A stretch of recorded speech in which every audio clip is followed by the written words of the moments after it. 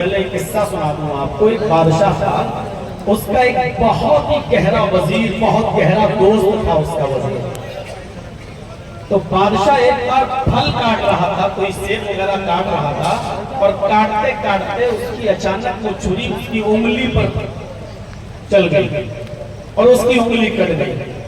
تو جب اس کی انگلی کٹی تو اس کی زبان سے نکلا میں مر گیا. اس کی انگلی سے خون نکلا. تو وزیر نے اس انگلی سے نکلتے ہوئے خون کو دیکھ کر کہا کہ ارے کوئی بات نہیں, کوئی بات نہیں, اللہ جو کرتا ہے وہ اچھا ہی کرتا ہے. اب بادشاہ کو بڑا غصہ آیا, کمینہ میری تو انگلی کٹ گئی اور یہ جو کہہ رہا ہے کہ اللہ جو کرتا ہے وہ اچھا ہی کرتا ہے, کتنا بڑا کمینہ انسان. بادشاہ موقع کی نزاکت کو دیکھ رہا تھا, موقع ڈھونڈ رہا تھا کہ کب مجھے موقع ملے. تو ایک دن اپنے وزیر کے ساتھ شکار کھیلنے کے لیے گیا جنگل میں, اور شکار کھیلتے کھیلتے یہ کافی دور نکل گیا, اور راستے میں جنگل میں ان لوگوں نے کھانا کھایا. جب پانی پینے کی ضرورت پڑی تو بادشاہ نے وزیر سے کہا یہ کنویں سے پانی کھینچ لو. تو وزیر جب کنویں کے قریب گیا اور جھانک کر دیکھا کہ کافی گہرا ہے کنواں, اور اس میں بالٹی ڈال رہا تھا رسی باندھ کر, بادشاہ نے اس وزیر کو دھکا دے کر کنویں میں پھینک دیا, گرا دیا. اب وزیر تو کنویں میں گر گیا. بادشاہ نے کہا وزیر کہو کیا حال ہے, ہم نے کنویں میں تمہیں دھکا دے دیا, گرا دیا, پھینک دیا, کیا حال ہے؟ میری انگلی کٹی تھی, بڑا خوش تھا, اللہ جو کرتا ہے اچھا ہی کرتا ہے. اب میں نے تجھے جو دھکا دے کر کنویں میں پھینکا, بول اب کیا کہے گا؟ تو وزیر نے کہا اس میں بھی اللہ کی کوئی مصلحت ہوگی, اللہ جو کرتا ہے اچھا ہی کرتا ہے. بادشاہ کو بڑا غصہ آیا, کمینہ کنویں میں پھینکنے کی بات بھی کہہ رہا ہے کہ اللہ جو کرتا ہے وہ اچھا کرتا ہے. اس کو چھوڑ کے بھاگ گیا, اس کو نکالا نہیں. بادشاہ آگے بڑھ گیا, گھوڑے پر بیٹھا اور ریس لگائی اور دوڑتا ہوا آگے نکل گیا. لیکن راستہ وزیر کو معلوم تھا, بادشاہ راستہ بھول گیا, اور وہ کسی دوسرے بادشاہ کی سرحد میں داخل ہو گیا اور وہاں پکڑا گیا. اور وہاں کے لوگ کسی آدمی کو ڈھونڈ رہے تھے, کیونکہ ان کا عقیدہ تھا کہ میری دیوی یا دیوتا پر جب تک کسی اچھے انسان کی بلی نہ چڑھائی جائے تب تک وہ پرسن نہیں ہوتے, خوش نہیں ہوتے. لہذا یہ آدمی پکڑا گیا, اس کو ہم اپنی دیوی دیوتا کے نام پر ہم بلی چڑھا رہے ہیں. اس کو پکڑا. اب یہ کہتا بھائی مجھے کہاں لے جا رہے ہو؟ کہا بلی دینے کے لیے. ارے میں تو بادشاہ ہوں فلاں ملک کا. تو ان لوگوں نے کہا تب تو ہماری دیوی اور خوش ہو جائیں گی, بادشاہ کی بلی دی تب تو اور زیادہ خوش ہو جائیں گی. جب اس کو بلی دینے کے لیے وہاں پہنچایا گیا, اور وہاں جو پنڈت بیٹھا ہوا تھا اس کو چیک کرایا جاتا تھا کہ دیکھو اس آدمی کو بلی دینے کے لیے ہم لائے ہیں. اس آدمی نے جب اس کو چیک کیا, اس پنڈت نے جب اس کو چیک کیا بادشاہ کو, تو چیک کرنے کے بعد اس نتیجے پہ پہنچا کہ اس کی انگلی کٹی ہوئی ہے. وہی جو پھل کاٹتے وقت اس کی انگلی کٹی تھی, تو وہ انگلی کٹی ہوئی. کہا کہ اس کی انگلی کٹی ہوئی ہے, اس کی بلی نہیں. ہماری دیوی, ہمارے دیوتا بے عیب انسان کی بلی لیتے ہیں, جس کے اندر کوئی عیب نہ ہو. اس کی تو انگلی کٹی ہوئی ہے, اس کی تو بلی, اس کی تو قربانی دی نہیں جا سکتی ہے. ہٹاؤ اس کو, ریجیکٹ کر دیا. اب اس نے اپنی انگلی دیکھ کر کہا صحیح کہا تھا اس وزیر نے, اگر آج انگلی میری کٹی ہوئی نہ ہوتی تو میری گردن ہی کٹ گئی ہوتی. باقی اللہ جو کرتا ہے وہ اچھا کرتا ہے. اب وہ بھاگتا ہوا وہی آیا, اور اس نے جلدی سے رسی ڈال کر اپنے وزیر کو نکالا, اور وزیر کو نکالنے کے بعد کہا کہ یار میں تو بچ گیا, تم نے سچ کہا تھا کہ اللہ جو کرتا اچھا کرتا ہے. میں پکڑا گیا تھا اور بلی دی جا رہی تھی, میں اس لیے بچ گیا کہ میری انگلی کٹی ہوئی تھی. پھر وہ بادشاہ نے کہا وزیر یار یہ تو سمجھ نہیں آتا کہ میری انگلی کٹی ہوئی تھی, میں تو بچ گیا, اللہ نے میرے ساتھ اچھا کیا, لیکن تیرے ساتھ کیا اچھا کیا؟ تو کنویں میں پڑا رہا, تجھے تو نکالنے والا بھی کوئی نہیں تھا.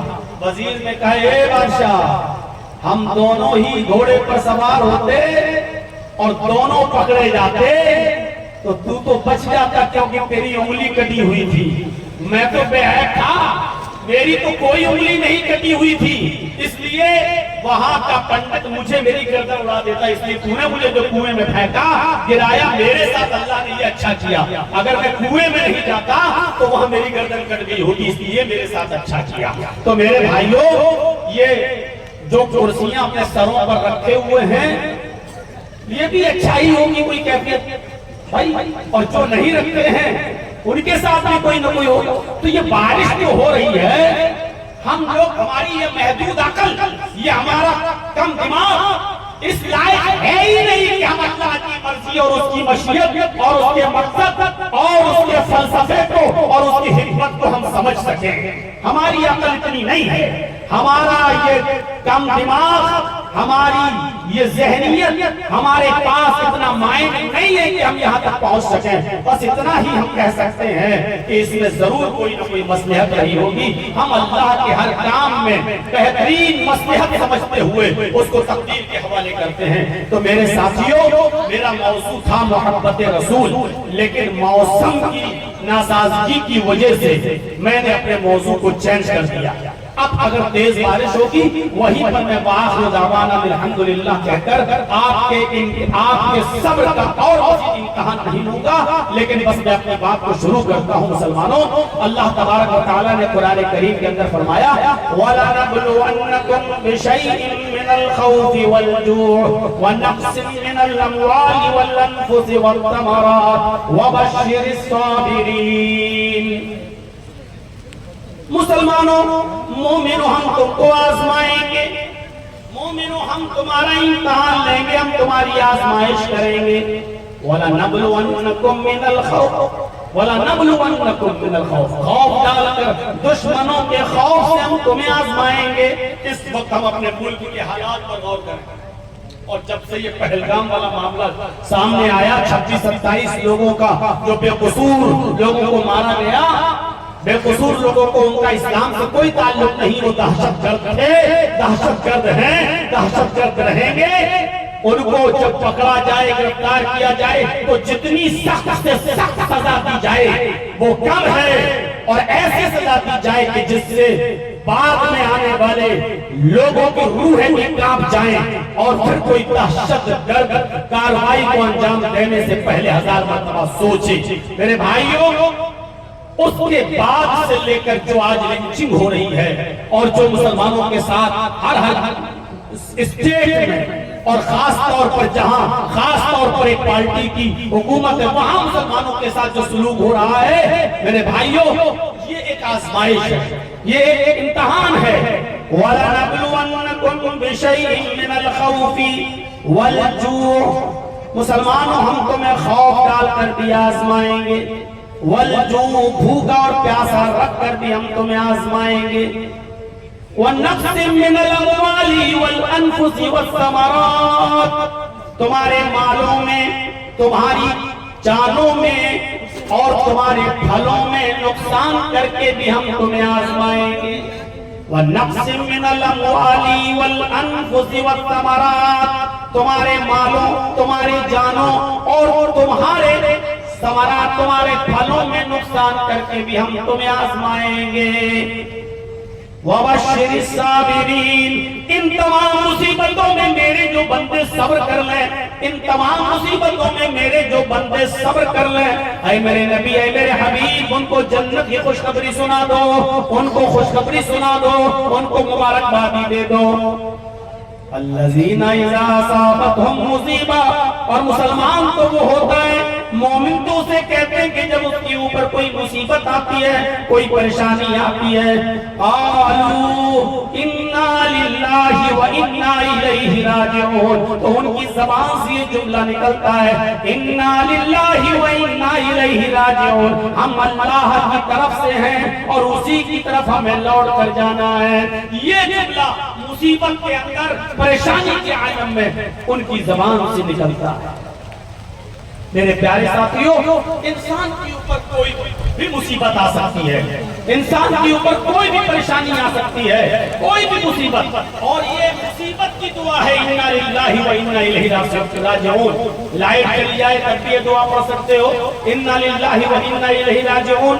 ہوا تیز چل رہی ہے آپ دعا پڑھ سکتے ہو انا للہ و انا الیہ راجعون. بارش تیز ہو رہی ہے آپ دعا پڑھ سکتے ہو انا للہ و انا الیہ راجعون. آپ کی کوئی چیز گم ہو جائے تو آپ دعا پڑھ سکتے ہو انا للہ و انا الیہ راجعون. اسی طریقے سے آپ کی کوئی چہیتی اور محبوب چیز آپ سے چھین لی جائے یعنی اس کا انتقال ہو جائے تو آپ یہ دعا پڑھ سکتے ہیں انا للہ و انا الیہ راجعون. اور یاد رکھیے گا دعا کا اثر ہوتا ہے. اسی لیے سب سے زیادہ دعا مانگنے کا حکم دیا گیا ہے بلکہ شارٹ کٹ میں اللہ کے نبی جناب محمد رسول اللہ نے دعا ہی کو عبادت کہہ دیا. دعا هو العبادہ, دعا ہی عبادت ہے. اور عبادت کا مغز, عبادت کا ایسنس, عبادت کا نچوڑ بتایا ہے. الدعاء مخ العبادہ, دعا عبادت کا نچوڑ ہے, ایسنس ہے, خلاصہ ہے اس کا. میرے بھائیوں آؤ ایک دعا محمد رسول اللہ صلی اللہ علیہ وسلم سکھلا رہے ہیں. بخاری شریف کی روایت ہے, بخاری شریف کی حدیث ہے. حضرت ابو سلمہ ام سلمہ اس حدیث کو بیان کرتی ہیں کہ میرے شوہر ابو سلمہ محمد رسول اللہ صلی اللہ علیہ وسلم کی مجلس میں بیٹھے ہوئے تھے. ام سلمہ بیان کرتی ہیں کہ ہمارے شوہر محمد رسول اللہ صلی اللہ علیہ وسلم کی محفل میں مجلس میں بیٹھے ہوئے تھے اور نبی اکرم صلی اللہ علیہ وسلم نے لوگوں کو ایک دعا سکھلائی اور فرمایا کہ اے صحابیوں, اے میرے ساتھیوں, جب تمہارے اوپر کوئی مصیبت آئے, جب تمہارے اوپر کوئی پریشانی آئے تو اس مصیبت میں, اس پریشانی میں یہ دعا کو پڑھ لیا کرو. اور وہ دعا بتلائی انا للہ و انا الیہ راجعون, اللہم اخلف لی خیرا منہا, اللہم اخلف لی و خیرا منہا. یہ دعا مجھے اللہ کے نبی نے سارے صحابہ کو بتائی. انا للہ و انا الیہ راجعون, اللہم اخلف لی و خیرا منہا. انا للہ و انا الیہ راجعون, اے اللہ ہم سب تیری طرف سے ہیں اور تیری طرف ہمیں رجوع ہونا ہے, تیری طرف ہمیں لوٹ کر جانا ہے. واخلف لی خیرا منہا, اے اللہ تو مجھے اس سے بہتر چیز عطا فرما جو تو نے مجھ سے چھینی ہے, تو مجھے اس سے بہتر چیز عطا فرما جو تو نے مجھ سے لی ہے. یعنی جو چیز چھن گئی اس سے بہتر چیز تو ہمیں عطا فرما. ٹھیک ہے بھائی, آپ لوگوں کے صبر کا پیمانہ لبریز ہے, ٹوٹ چکا ہے.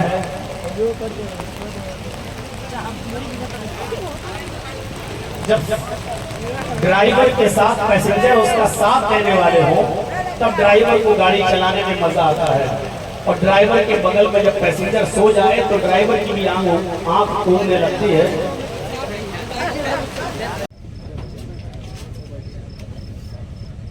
السلام علیکم ورحمۃ اللہ وبرکاتہ.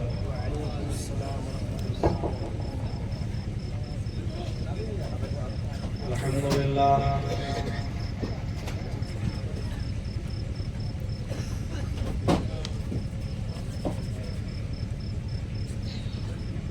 الحمدللہ نحمده ونستعینه ونستغفره ونعوذ باللہ من شرور انفسنا ومن سیئات اعمالنا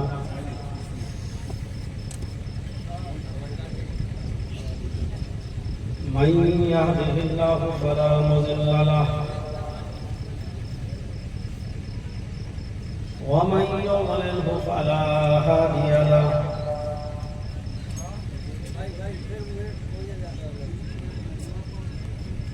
وأشهد أن لا إله إلا الله وحده لا شريك له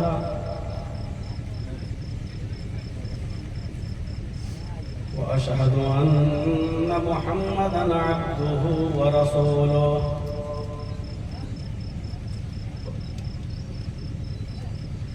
أما بعد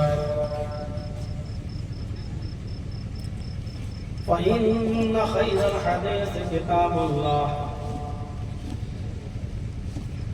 وخير الهدي هدي محمد صلى الله عليه وسلم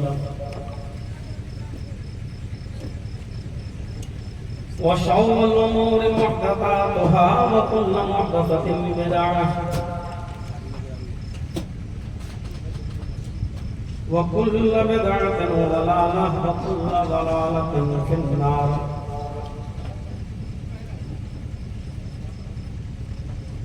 أعوذ بالله من الشيطان الرجيم. بسم الله الرحمن الرحيم.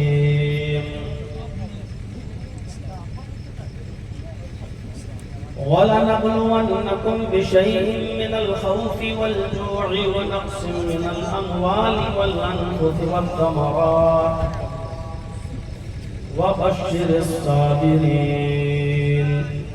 الَّذِينَ إِذَا أَصَابَتْهُمْ مُصِيبَةٌ قَالُوا إِنَّا لِلَّهِ وَإِنَّا إِلَيْهِ راجعون.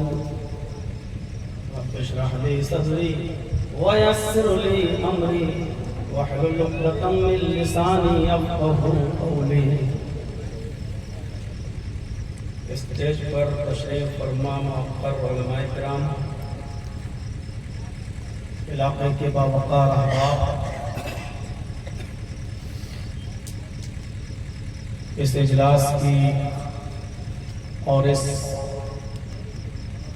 زبردست اور عظیم الشان اجلاس جو آپ نے منعقد کیا ہے، اس کی روح رواں جناب نعیم صاحب لکھنؤ میں مجھ سے رابطہ قائم کر کے حتمی مہر لگانے والی شخصیت جناب پرویز صاحب، جن کے گھر ہم مہمان بن کر ٹھہرے ہوئے ہیں جناب مرتضیٰ صاحب، اور اجلاس کی کمیٹی کے ذمہ داران، اراکین و ممبران، اور قرب و جوار سے اطراف و اکناف سے تشریف لائے ہوئے معزز سامعین حضرات، اسلامی خواتین، ماں و بہنوں، قوم و ملت کے لائق اور نوجوان، موسم ہمارا امتحان لے رہا ہے اور ہمیں اس امتحان میں کامیاب ہونا ہے. مجھے یہ دیکھنا ہے کہ آپ پہلے بھاگتے ہیں یا یہ مولانا حضرات ہم لوگ پہلے بھاگتے ہیں. یہ موسم آنکھ مچولی کر رہا ہے ہم لوگوں کے ساتھ. اتنا یاد رکھیے، بھاگنے میں جیسے نیتا لوگ آگے رہتے ہیں ایسے مولوی لوگ بھی آگے رہتے ہیں. لیکن آج آپ کا امتحان ہے. بہت مدتوں کے بعد اور بڑے ارمانوں کے ساتھ اجلاس کمیٹی نے یہ پروگرام یہاں منعقد کیا ہے. ان کے ارمانوں پر آپ پانی مت بھریے. جب بہت تیز بارش ہوگی تو ہم بھی یہاں سے بھاگیں گے، پھر آپ بھی جائیے. اور جب تک برداشت کرنے کے لائق ہے تب تک آپ برداشت کیجیے، یہ سوچ کر یہ تو چھوٹی سی پریشانی ہے، چھوٹی سی مصیبت ہے. صحابہ کرام تو روزے کی حالت میں روزہ رکھ کر اپنی جان لے جا کر میدان جنگ میں کود جایا کرتے تھے اور وہ اپنی گردنیں تک کٹا دیا کرتے تھے اسلام کی خاطر، ایمان کی خاطر. آج میرے بھائیوں، ہم اس اسلام کی خاطر، ایمان کی خاطر ہم کتنا برداشت کر سکتے ہیں، یہ تھوڑا سا دیکھ لیں. ہے ہمت؟ ہے؟ جس کے جیبوں میں 500 اور 1000 روپیوں کے نوٹ ہو اور وہ بھیگنے کا ڈر ہو جائے،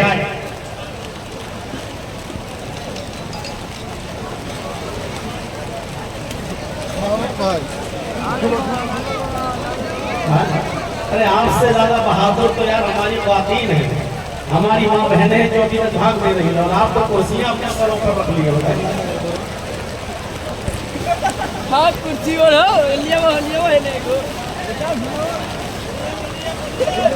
ارے ایسے نہیں بولا جائے گا. آپ بیٹھیے، اطمینان سے ہم بھاگیں گے نہیں. اب آپ سوچو کہ ہمارے اوپر کچھ آنا ہے اس لیے مولانا صاحب نہیں بھاگ رہا. یہی سب سے پہلے گرے گا. جب پانی اس پر بھرے گا تو یہی سب سے پہلے گرے گا. ہم آپ سے ڈبل مصیبت میں. بیٹھیے، کچھ نہیں ہوگا انشاءاللہ. دعا کیجیے اللہ تعالیٰ سے، اللہ رب العالمین. دیکھیے، جو کچھ بھی ہوتا ہے اس میں خیر ہوتا ہے. یہ الگ بات ہے کہ ہم اس بارش کے پیچھے کیا مقصد ہے، کیا مصلحت ہے، اس مصلحت تک ہم اور آپ نہ پہنچ پائیں گے، ایک الگ بات ہے، لیکن اس میں بھی ضرور کوئی خیر کا پہلو رہا ہوگا۔ بیٹھیے، دیکھیے بس بند ہو گئی، رکھیے کرسیاں نیچے۔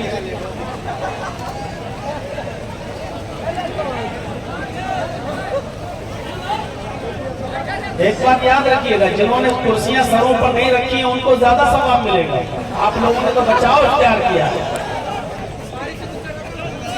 رکھیے کرسیاں نیچے۔